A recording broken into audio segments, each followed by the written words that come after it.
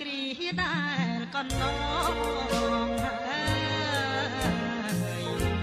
អូនហើយនឹងបងនៅវ័យកុមារបងនាំទៅរត់ណាយលេងក្នុងសួនច្បាររីករាយគ្នាផ្ញើកិច្ចការពូនដីចាស់ទុំ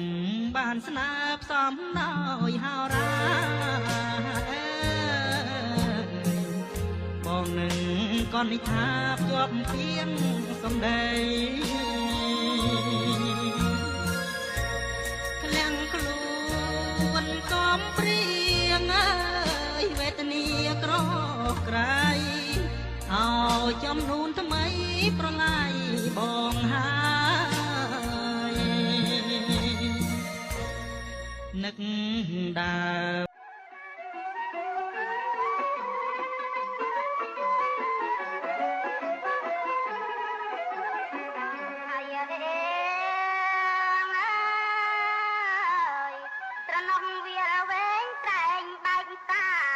បងអើ